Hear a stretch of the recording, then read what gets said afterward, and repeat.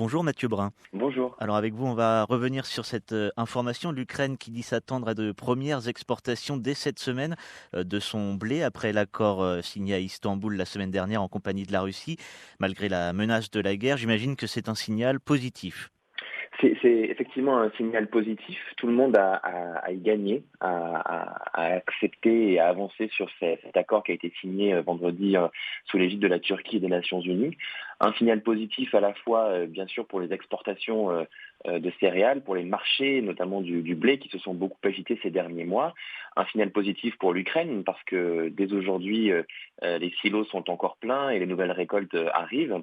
C'est aussi un signal positif pour les pays qui dépendent comme la Tunisie, le Liban, l'Égypte aussi, ou des pays d'Afrique subsaharienne qui dépendent du blé produit en mer Noire pour l'approvisionnement de leur population.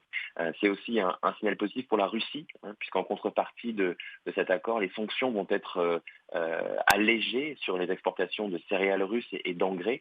Donc globalement, plutôt une bonne nouvelle pour l'ensemble de la planète agricole et alimentaire.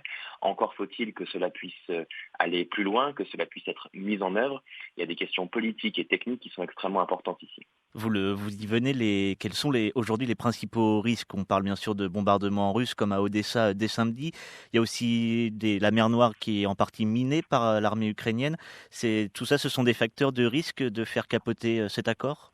Absolument, la logistique, la technique et la géopolitique ici s'entremêlent pour trouver une solution pour libérer ces stocks de céréales. D'abord, comme vous l'aviez dit juste avant, Vladimir Poutine entend bien garder la main sur le jeu en bombardant dès le lendemain Odessa. Il rappelle que même s'il y a ici de la bonne volonté, puisque une libération des stocks demandera de lever des blocus et donc d'avoir une forme de paix sur les échanges et sur la mer Noire et donc avec probablement des couloirs de passage qui seront sécurisés. Toujours est-il que sur le plan technique et logistique, il faut bien penser qu'il y a d'abord du déminage à faire. Il va falloir enlever les mines qui empêchent la circulation des bateaux. Il va aussi falloir penser aux équipements techniques. Amener des bateaux, les remplir, ça demande de la logistique, ça demande des infrastructures portuaires, ça demande du monde. Certains sont partis, ont fui les combats, d'autres ne travaillent plus, d'autres infrastructures peuvent être détruites. Et puis bien sûr, ce blé, ces 20 millions de tonnes de blé, il faut pouvoir les mettre dans des bateaux. Un bateau, en moyenne, c'est entre 40 000 et 60 000 tonnes, ce qui veut dire qu'il faudra, bon an, mal an, entre 300 et 400, 450 bateaux à charger dans les prochains mois, plutôt prochaines semaines. Ça veut dire aussi trouver des acheteurs, trouver des gens qui vont assurer ces bateaux, en plus d'avoir une disponibilité physique. Il va falloir que les bateaux puissent arriver, puissent être remplis et puissent repartir, traverser les détroits turcs, être vérifiés de la part des autorités turques notamment pour s'assurer qu'il n'y a pas d'armes ou d'équipements militaires.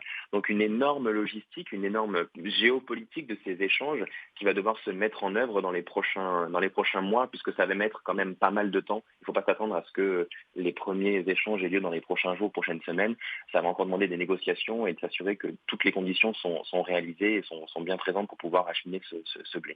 Tout ça va demander du temps, oui, on l'a bien compris. Et sur le plan agricole, ces 20 à 25 millions de tonnes de blé stockées depuis 5 mois, est-ce qu'on sait si elles sont en bon état? Est-ce que le blé conservé 5 mois, il peut être endommagé?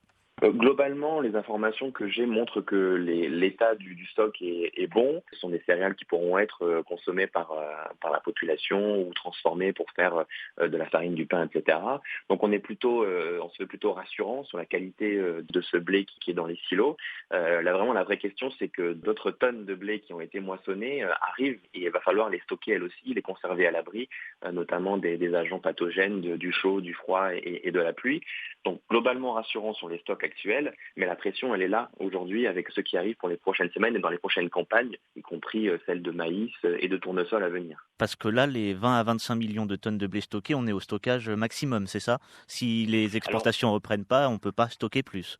on n'est pas complètement au niveau maximum de stockage, puisqu'on estime qu'on est plutôt autour de 50 millions de tonnes de capacité de stockage, mais une bonne partie, environ 15 à 20% du stockage en Ukraine, se trouve dans des zones occupées, ce qui explique que c'est particulièrement complexe. Donc ça veut dire que même si la récolte de blé qui arrive, elle est environ 30% moins importante que celle de l'année dernière, c'est plutôt dans le long terme. Vous savez qu'en septembre, il y aura aussi les récoltes à venir de tournesol et puis en décembre celles de maïs. Elles aussi, il va falloir les stocker. Donc il risque d'y avoir un peu un embouteillage si on n'arrive pas à libérer le stock actuel. Et l'enjeu est vraiment de pouvoir préserver les récoltes de 2022 pour s'assurer que les marchés l'année prochaine ne soient pas trop vacillants et volatiles. Sur ces récoltes de 2022, quel est le rendement? J'imagine qu'il est moindre avec la guerre. Est-ce qu'un rendement moindre en Ukraine, qu'on appelle souvent le grenier à blé de l'Europe, si ce n'est du monde, ça peut entraîner une vraie pénurie alimentaire? Alors, l'année dernière, en 2021, l'Ukraine avait fait une récolte record qui avait dépassé les 80 millions de tonnes de blé. Les ministères ukrainiens et les agences qui analysent un petit peu les niveaux de récolte de blé aujourd'hui situent effectivement bien en deçà le niveau des rendements, des fortes baisses pour l'instant qui sont donc très inférieures, ces rendements au niveau de l'an dernier. On aurait un tiers de moins, ce qui est moins catastrophique que ce qui était prévu il y a quelques semaines. Mais malgré tout, il va falloir bien sûr les stocker. Cette production agricole, elle est très importante, puisque la Russie et l'Ukraine, à eux deux, font à peu près 30% de l'export mondial de blé, une céréale qui est particulièrement stratégique dans les pays d'Afrique du Nord pour produire le pain et pour consommer au quotidien pour les Libanais, les Tunisiens, les Marocains, etc.